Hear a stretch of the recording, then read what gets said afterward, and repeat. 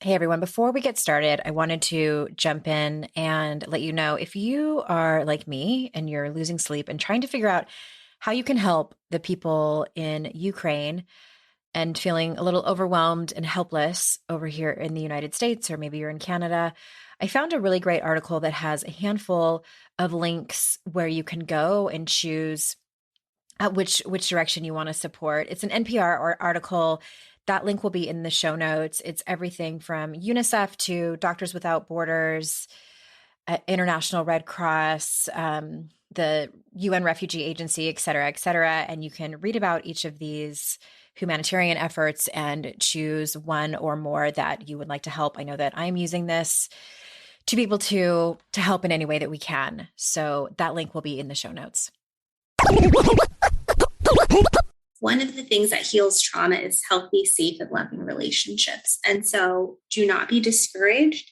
Know that there are many treatment modalities out there. If maybe you've tried, for example, a CBT therapist and you felt like you hit a wall, maybe you did EMDR and you felt like it didn't really work for you. There are many different approaches and you can absolutely heal. You're listening to Make Some Noise podcast, episode number 439 with guest Vanessa Pezo.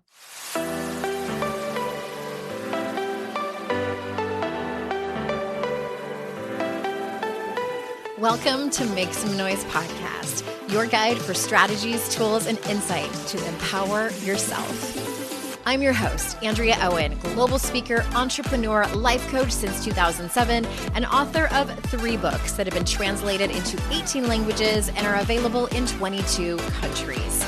Each week, I'll bring you a guest or a lesson that will help you maximize unshakable confidence, master resilience, and make some noise in your life. You ready? Let's go. Hey everyone, welcome to another episode of the podcast. I am so glad that you're here. Did you know that today is the first episode since the first day of spring? And if you've been around these parts long enough, you know how I feel about spring. It is my favorite time of year, probably since we moved to a place where spring is so beautiful out here in the South. It's just stunning. It's my absolute favorite. It feels like a fresh new start. And speaking of fresh new starts, if you missed the open house, the virtual open house I hosted yesterday, if you're listening to this, the day that this podcast comes out, on March 29th, I did a virtual open house, and it was all about the Daring Way curriculum, Brene Brown's methodology. And I went over it in case anyone is interested in going through it privately, but more specifically, this is the curriculum we're going to be covering at the Daring Way retreat that is happening in Asheville, North Carolina this September, hosted by yours truly. And I went over the curriculum, I answered some questions, I gave away some books, and the recording is available at andreaowen.com/meet in case you couldn't be there live. We missed you. We really did. And I just am happy that people are, getting to know what the curriculum is if they're interested in the retreat or doing it with me on a private basis.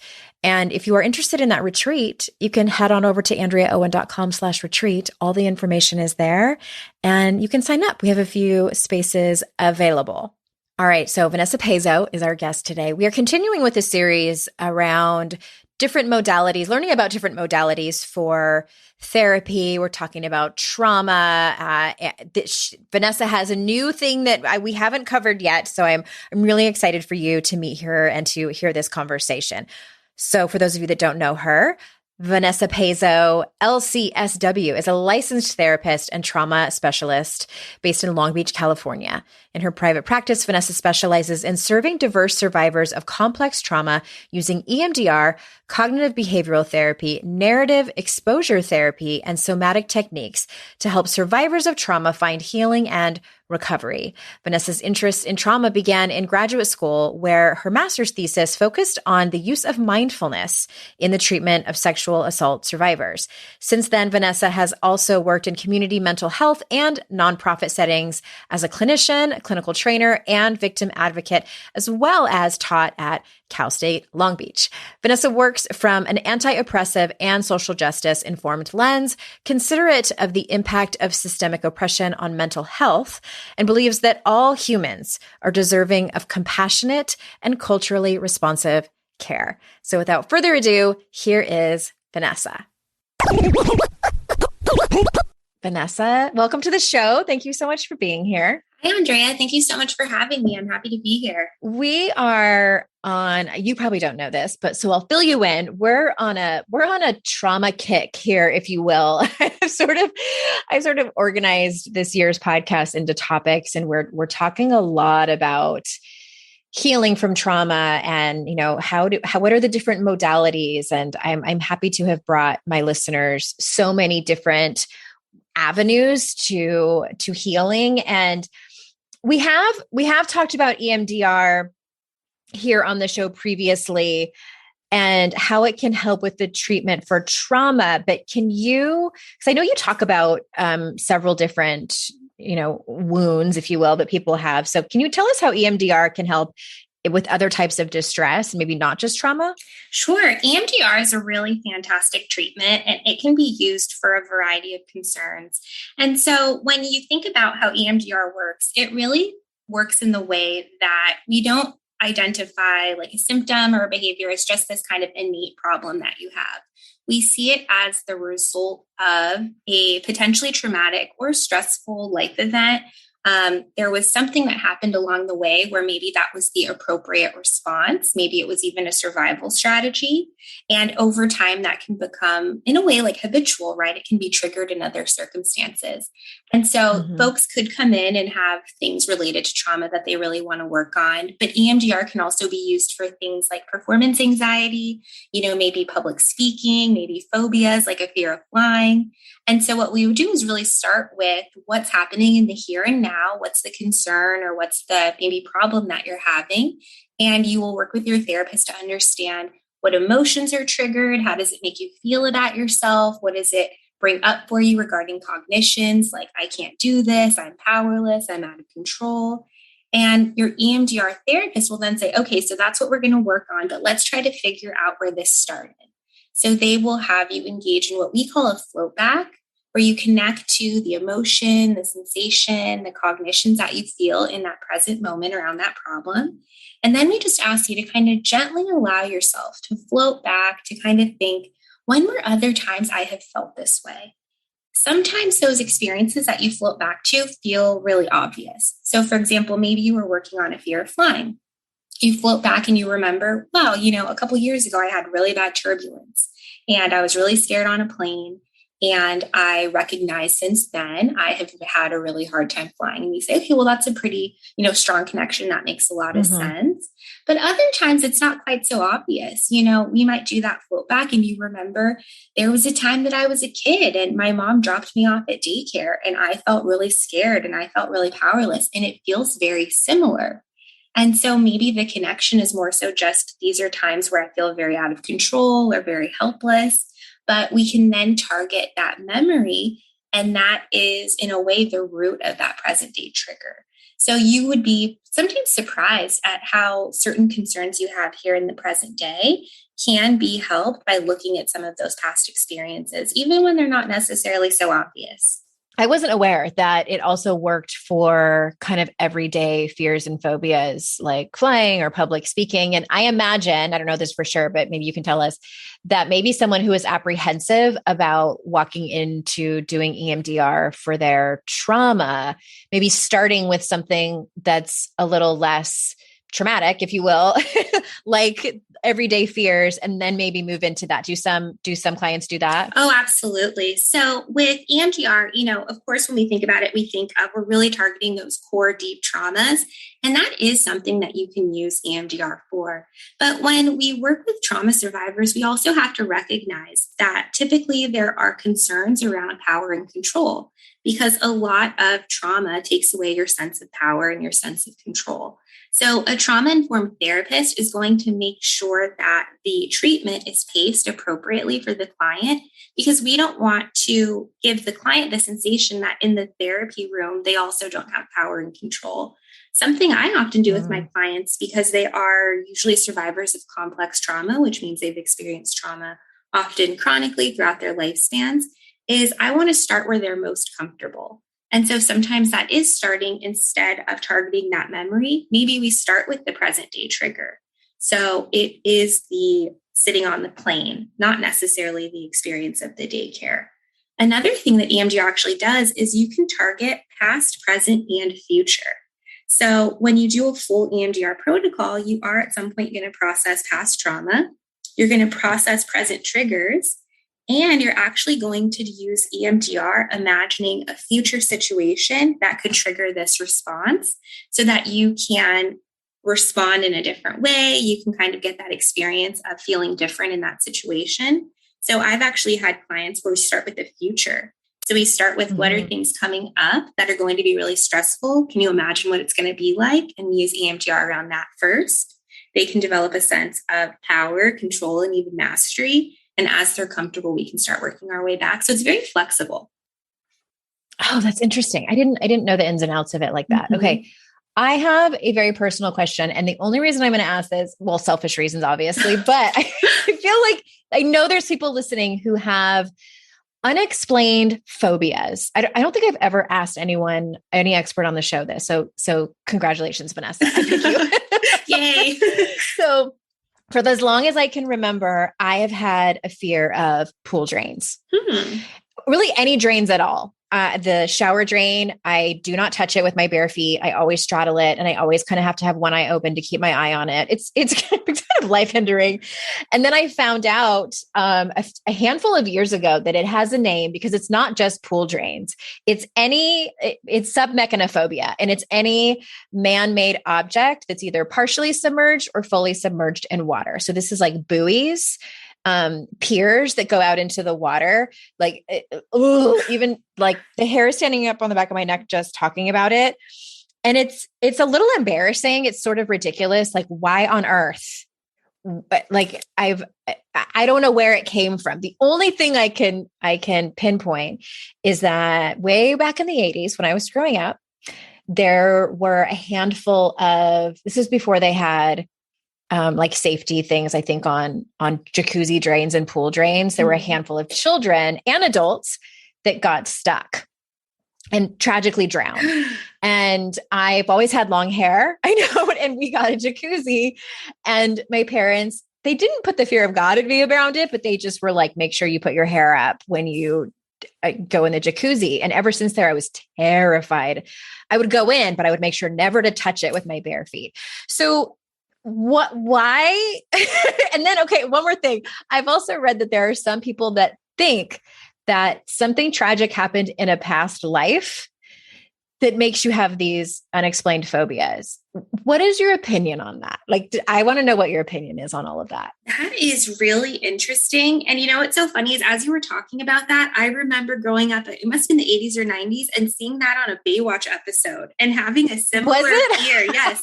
Someone like, I remember like their ring or something got caught in the drain. And so I can really empathize here because it was terrifying as a kid to think. Apparently it's also in that movie. What is the name of it where, oh my gosh, everyone's going to DM me on Instagram to tell me where there was a bunch of them, like all the different ways to die or something.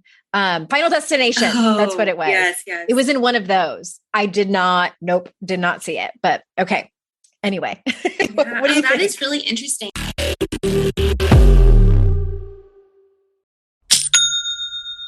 Shopify's already taken the cash register online, helping millions sell billions around the world. But did you know that Shopify can do the same thing at your retail store?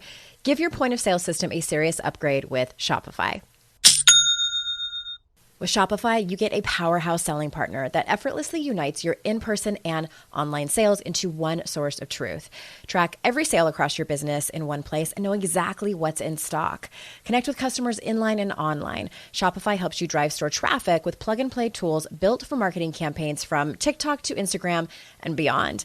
Get hardware that fits your business. Take payments by smartphone, transform your tablet into a point of sale system, or use Shopify's POS Go mobile device for a battle-tested solution.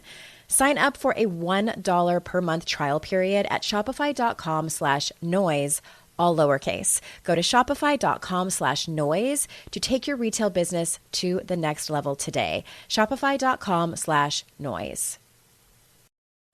Today's podcast is sponsored by MIDI Health. Ladies, are you over 40 like me and dealing with hot flashes, insomnia, brain fog, moodiness, some vaginal dryness, or weight gain? Don't just accept it as part of aging. These symptoms are often linked to hormonal changes during perimenopause and menopause. At MIDI Health, they get it. Their experts know what you're going through and how to help. MIDI clinicians are menopause specialists offering safe, effective, FDA-approved solutions. And guess what? MIDI care is covered by insurance. So stop pushing through it alone. Schedule a virtual visit and dive deep into your unique symptoms and health background. You'll walk away feeling heard and with a plan to start feeling better. Visit MIDI Health today and reclaim your well-being.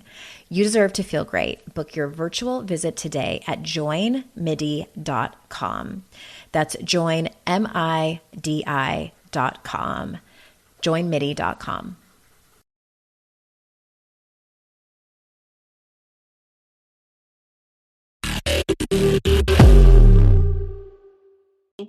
I think that there are a lot of different ways to work with phobia. I have also heard about, that it could be something connected in a past life. I don't know that I necessarily have the best expertise in that. But, when you talk about trauma, we do definitely talk about intergenerational trauma. And so that we can carry sometimes responses to situations that actually maybe our mother or even our grandmother experienced. There's a lot of really interesting research around that. And there's this book called It Didn't Start With You that talks about generational trauma. That's really interesting. Oh, it's a fantastic book. And they go into it could have been a past generation before me that was in a sinking ship, because sunken ships are an absolute no. I don't like any of that. I don't mind. It doesn't scare me as much if there's it's a little creepy, but if it's natural things like rocks and trees and sticks and fish, like that's fine because it was meant to be there. But the worst is water park drains because they're so gigantic. There's something about the machinery. Anyway, I'll move on. I can imagine that those are terrifying. It's terrifying. Yeah. Also, zombies. I have a very ridiculous fear about zombies. I can't even watch the trailer for The Walking Dead. I think that one is related to, my husband thinks this is so funny. I feel like that is something that could really happen. That like your family turns on you. Anyway, I'll move on. Vanessa's like, what? I mean, with the way things are going in the world today, I think we have to be ready for anything. So I can feel you on that. The trees start talking. Yeah. Okay. I hope that didn't scare anybody. Okay. One thing that I was super fascinated with that you do that is on your site that you talk about that I've never heard about is narrative exposure therapy. So can you tell us what it is and kind of like, how does it help someone during the therapy process? Narrative exposure therapy is actually a therapy that was designed to help people who had experienced chronic complex trauma. So we're talking about like people who've gone through wars, people who've gone through, ongoing political strife and other things. When you look at a lot of the trauma modalities that are out there, people would often see that they target what people will call an index event. So you think about like, there was this one major trauma I had in my life, and since then I've had a really hard time getting past it. So you can think of like maybe a car accident or an assault. But with a lot of the people that I work with in the community, their lives have been impacted by several different traumas, some related and some unrelated. And we really needed a way to work with folks like that, who are not just trying to get back to quote unquote normal life after a really significant event, but people whose lives have been impacted by trauma throughout. So when you think about narrative exposure therapy, it's a way of honoring the different life experiences that you've had, both positive and negative, what was impactful. So with narrative exposure therapy, what we do is we have you create a timeline, and you create a timeline of your life, highlighting both negative and positive impactful events. We also have you do something called flowers and stones. So you assign each event either a flower or a stone, and you can add as many stones or as many flowers as you think makes sense. And so what you see is that you can kind of understand the lifespan over time. You could see the different life events that you've had. You can also recognize that some were very significantly negative. You'll also see sometimes that there are some events people will highlight that are a mix of both negative and positive. So it really helps to bring in the context around experiences. And then the client and I will work through the stones using storytelling. So the modality was designed to use writing. So either you tell the story to the therapist about the event and they kind of help you to write it out, and you create almost like a biography or an autobiography of your life. I've also had clients who have done artwork for each event. They've done poetry, they've done drawings. And so we honor each stone kind of week by week or over several weeks, depending on what the event is. We talk about what it was like. We engage the client in the story. We talk about what it meant and how it's impacted you. And one of the reasons why it's so beautiful is because it can really help someone to understand why certain things happened the way that they did, why they responded to certain situations in certain ways, and how it kind of fits into their life story. Because sometimes we look back on events and we think, man, why didn't I do this? Or if only I had done this, or why did this have to happen? But when you see it on the timeline, you can kind of see like, no wonder I didn't ask anyone for help at that time. Look at everything else that was going on in my life then. And so it really gives that context that is so often missing in the way that we remember trauma. Because we remember trauma in the way that it felt. We can feel it in our bodies. We can feel all of those emotions and sensations all over again. And so it often lacks context.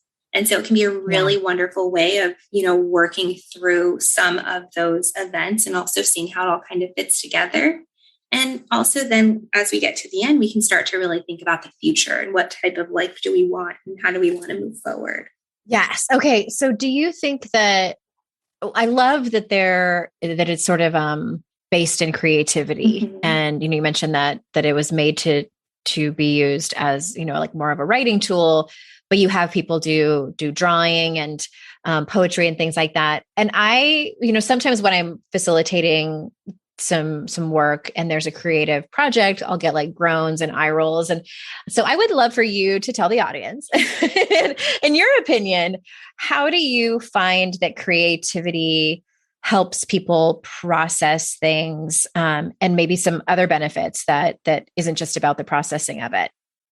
Creativity is an amazing tool, and a lot of us can sometimes get kind of stuck in our thinking brain. We live in a very cognitive world, or what sometimes you'll hear trauma therapists call top down. We're very much in our thinking brain. And what we know about trauma is that it really lives in the body. And so sometimes our thinking brain can't quite access the healing that we need to really process something. So using other tools that can tap into our creativity, for example, drawing or even collaging or, writing poetry, can help us to get to a different place because it kind of takes us outside of our rational thinking brain and helps us look at things in a different way. For some people, they're really attracted to art and creativity, and it's a great tool. For other people, it may feel kind of like awkward or even outside of their comfort zone. And that's an important reason why trauma therapy should be very client focused and led. You don't want to really do something that feels super uncomfortable and out of your control, but it can be a really great tool into looking and processing things in a different way. I love that. Thank you for explaining that so well. And yes, I've often found that, and I'm always surprised a little bit where I'm like, wow, that journaling was really helpful. And, but I know logically that it does help, but sometimes it can feel like, oh, I got to do this extra work, or, can't I just think my way through this? Can I just think my way into healing? And I just want to emphasize to everyone listening that creativity absolutely can be so helpful. I want to quote you for a second because I pulled this from your website, and I really love this and would like you to kind of unpack it and speak more on it. So you say, after a trauma, we can sometimes fall into unhelpful patterns of thinking that change the way we view ourselves, others, and the world. So for any listeners grappling with that, can you say more? Yes. After trauma, we often have a new belief about ourselves. So, for example, if something that we see as really bad happens to us, or maybe multiple things, we may start to think like, I'm a bad person because bad things always happen to me, or there's something wrong with me. And that is why there are all of these things going on in my life that feel very much out of control. Another thing that can happen is it can change how we feel about other people. So if maybe our trust has been broken or we feel like we've been violated in some way, we may start to shift into very black and white thinking, such as like, no one can be trusted. The world is a very dangerous place and I cannot be safe here. And so we tend to be on guard, we tend to be on high alert, and we tend to have a difficult time connecting with other people. And when we really think about it, it comes from a place of just wanting to be safe and wanting to protect ourselves. But we can get caught up in what almost becomes like a thinking rut, where it starts to be really difficult to see people or see the world outside of that. And if we move through life thinking I'm a bad person and bad things happen to me, or I can't be safe with other people, I have to always be on guard, we can imagine how much smaller our world can get. And that can be one of the real tragedies of living with a lot of trauma, is that it's hard to fully engage and be in the joy of life because we feel the need to be on guard and protected all of the time. And, that could be one of the main focuses of the work you do in therapy or with your healers, is starting to feel safe in connection with others and starting to see yourself with a little bit more kindness and compassion, which I think, we could all use at times, but is especially important in trauma work. That quote that I pulled is from the CBT, the cognitive behavioral therapy section in your website, if I'm not mistaken. Mm-hmm. And I mean, a CBT was one of, thinking back on my long therapy history, I think it was one of the first exercise / modalities that I actually did. Yes. I was in such a painful place of panic attacks and anxiety, just thoughts that would run away from me so quickly that I felt like it was a runaway train that I couldn't get off of. And my therapist started teaching me about it and gave me a simple worksheet to work out. And that's what she said that this was. And I think I probably reluctantly did it, but I was so desperate for help to not, I had insomnia and it just was terrible. And it was so helpful. And I still fall back on it today. Sometimes when my anxiety is not nearly as bad as it was when I was in my 20s. And I also talk to my kids about it too, just, kind of reeling it back in. And sometimes, please speak to this, I think sometimes when someone's mental health is so challenged that, like, is there a place where your mental health is so challenged where CBT doesn't work, where you need something different? There's no modality, there's no therapy really that's going to be right for everyone.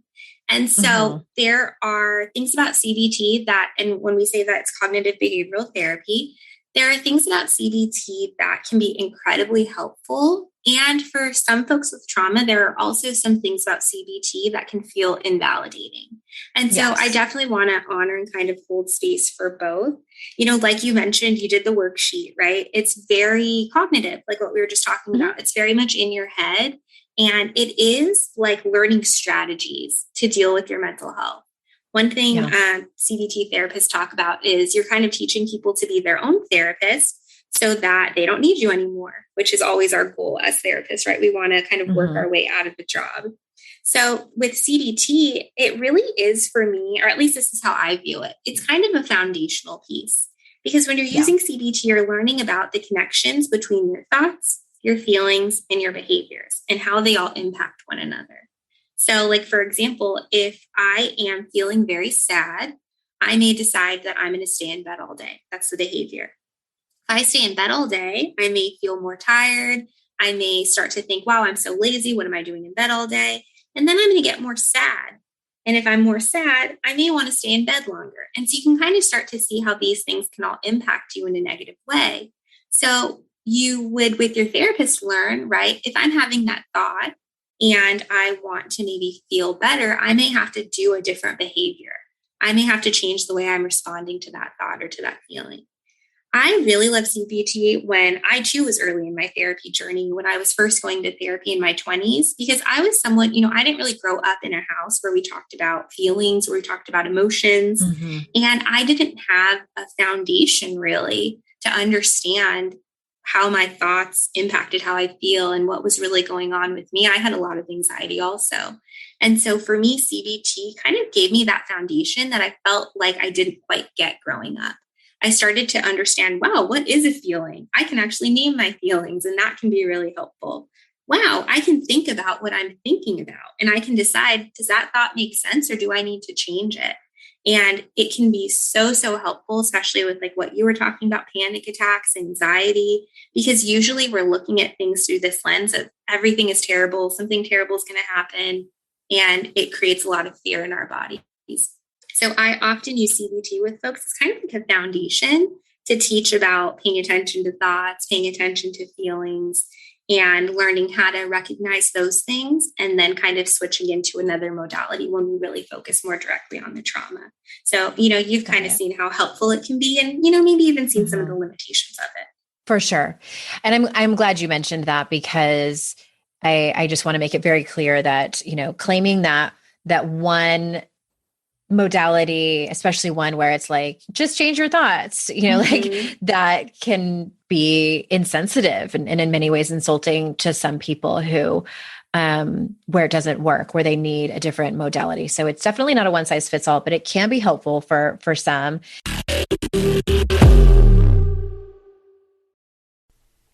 It's hard to find a great mentor who can help me level up. My dream mentor, Shonda Rhimes.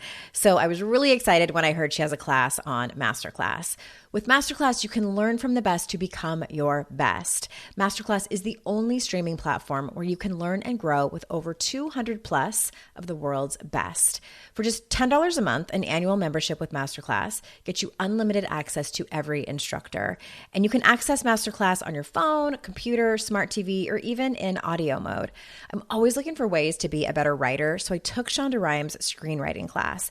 It helped me gain concrete technical advice, including structuring, the writing process, and with shows under her belt like Grey's Anatomy and Bridgerton, it was so helpful.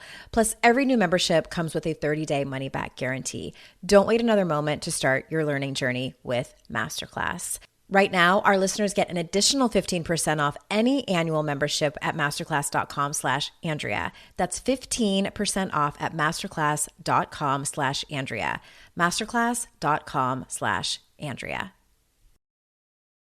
When you're listening to a song on the radio and you get the profound feeling that the song playing was written about you? Now imagine having the power to gift that same incredible feeling to someone you love with an original song from Songfinch that actually is written just for them. Songfinch lets you create an original radio quality song inspired by your own life and the people you love. It's completely unique, personal, and lasts forever. Whether your song is for Father's Day, an upcoming graduation, wedding, or anniversary, or even just a gift to show your loved one how much you care, start your song now to lock in one of Songfinch's top artists. I gifted Songfinch to myself, a song about my late father, and I'm so excited to play you a clip. Flipping through the slides of learning how to live and how to love, and coming undone a father, daughters without, so she writes it down. One of my clients heard about Songfinch from this podcast, and so she had a song created for her son who was graduating, and she told me that they both cried when she played it for him and that it exceeded her expectations. For a limited time, Songfinch is letting our listeners upload their song to Spotify for free, so you and the lucky person you gift it to can listen to it anywhere, anytime. Go to songfinch.com/noise and start your song. After you purchase, you'll be prompted to add Spotify streaming for your original song for free, a $50 value. Again, my URL is songfinch.com/noise. Don't forget to share your song with us too. songfinch.com/noise.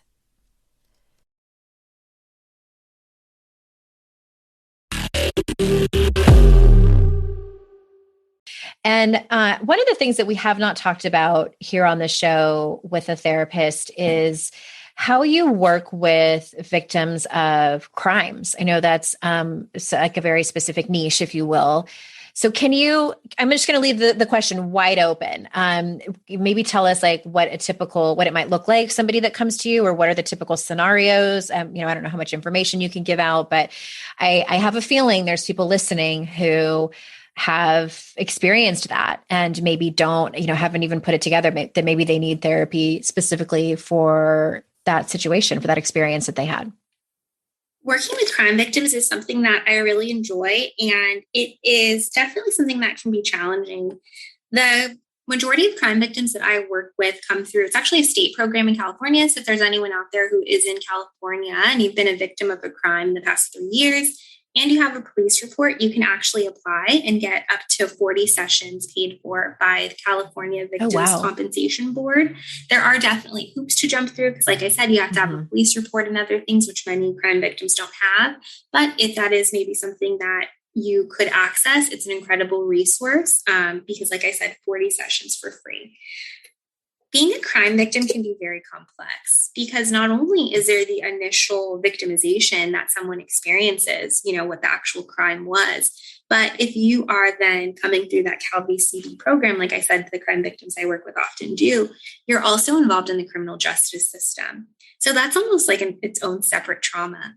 You are not only navigating the impact that this crime has had on your life, but now having to navigate, working with a district attorney or a city prosecutor and trying to give statements, navigating this kind of ongoing system where you're maybe asked to go to different court dates and you're not sure what's going to happen at those court dates. And you have to maybe sometimes see the perpetrator of the crime.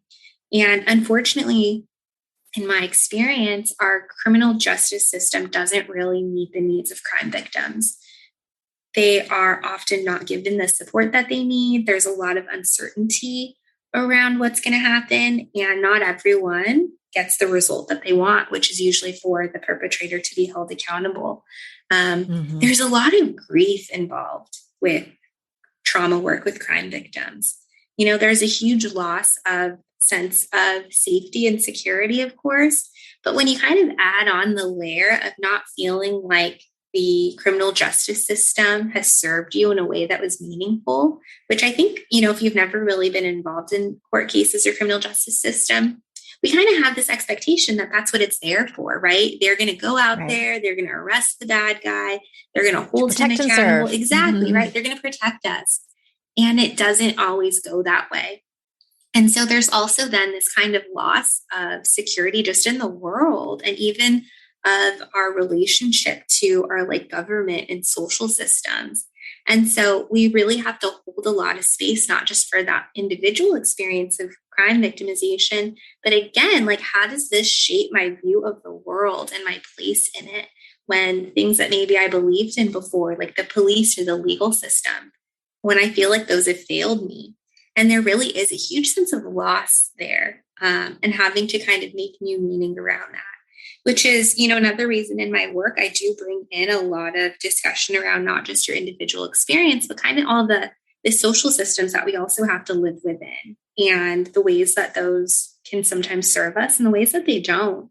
It can be pretty complex, and I'm grateful that I get to work with these victims because it can be a long and ongoing process. These things can take years. I bet some of them take so much longer than you would expect. Yes. Just years and years of court being postponed and paperwork and hoops and all of those things that you mentioned. So it's so interesting. And my heart goes out to people who have really struggled with that. And it tends to stay with you for a long time, from what I understand. Is there anything, before we close up, is there anything, I know we kind of jumped around to several different topics and I so appreciate your time today. Is there anything else you want to mention or leave us with? I definitely will ask you where people can find you, but anything that we may have missed that you want to make sure that you mentioned before we close up? One thing I just want to make sure that everyone really understands is that healing from trauma is possible. And there are oftentimes things that maybe we do in service of our healing, and maybe we feel like it didn't work or it wasn't helpful. And that can be very frustrating, or we feel like we're the only one who's ever gone through something.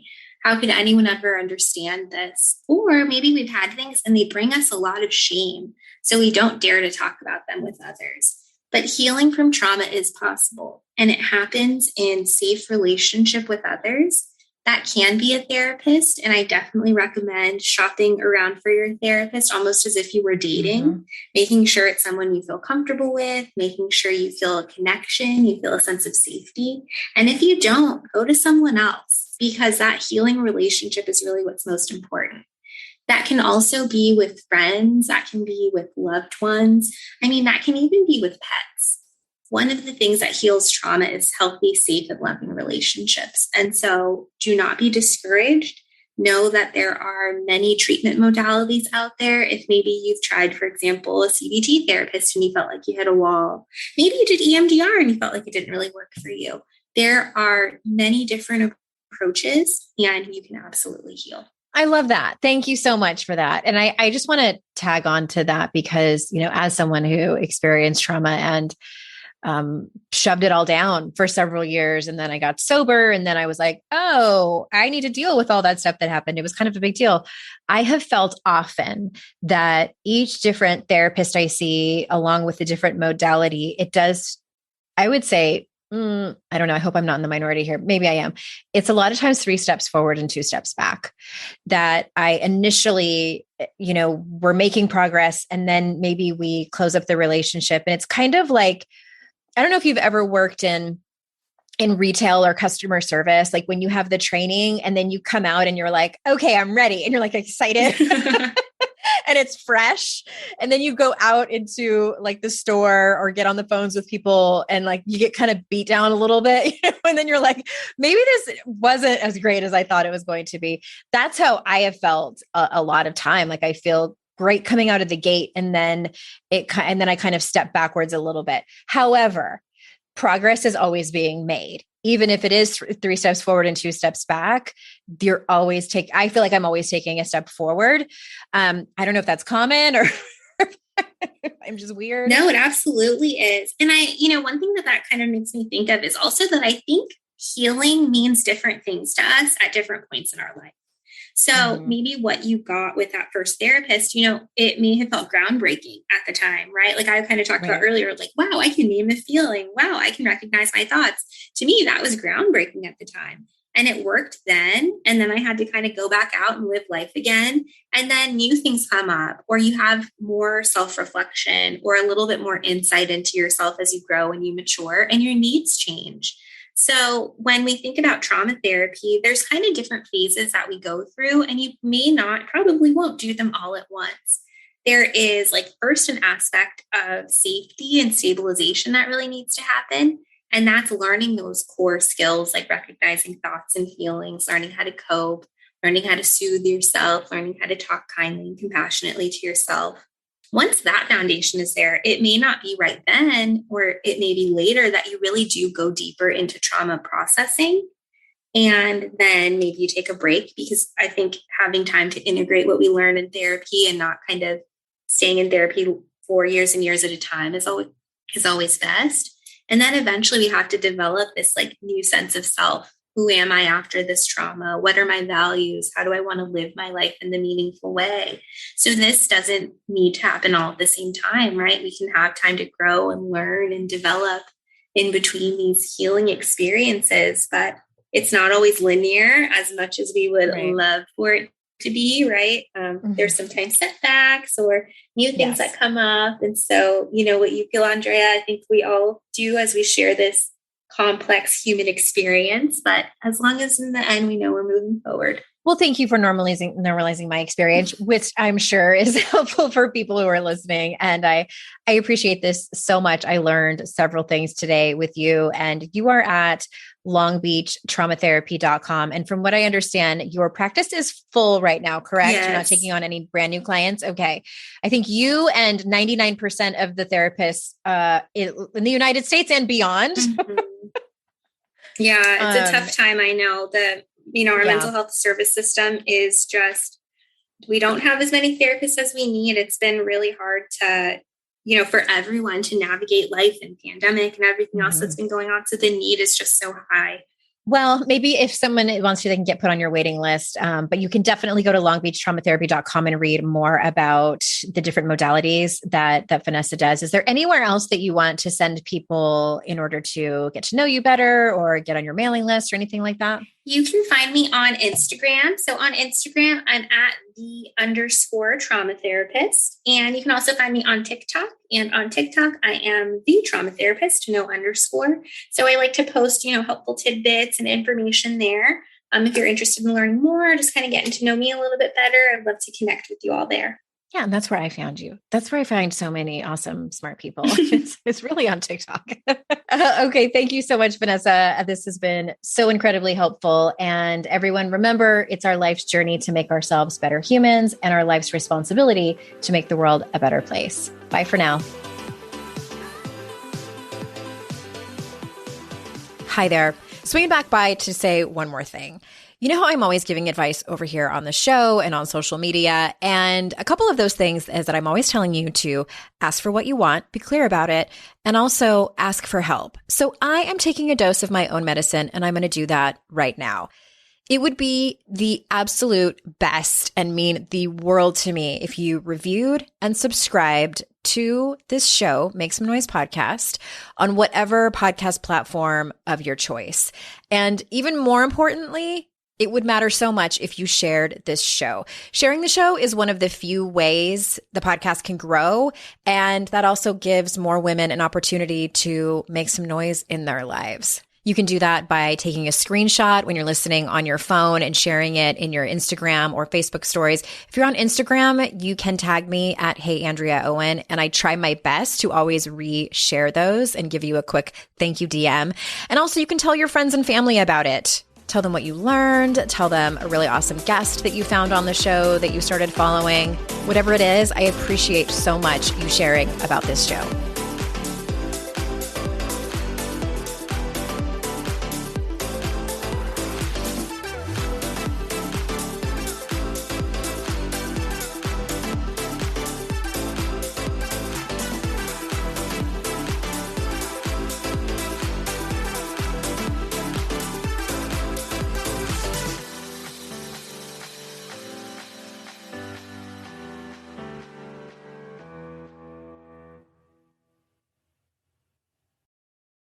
I'd like to introduce you to the Minimalist Moms podcast. It's hard enough being a mom, and the last thing you need is stress from too much stuff and an overcrowded schedule. For too long, I lived with the mindset that bigger was better, and the more I added to my life, instead of feeling better, I felt overwhelmed. It was time for a radical new mindset. Less is more. I'm not into extremes. I didn't throw everything away. My brand of minimalism is more about adding than subtracting. Get rid of the excess to make room for what you love. In other words, it's about living life with purpose. I hope you'll listen in, and my guest and myself can inspire you to think more and do with less. The Minimalist Moms podcast, available wherever you listen to podcasts.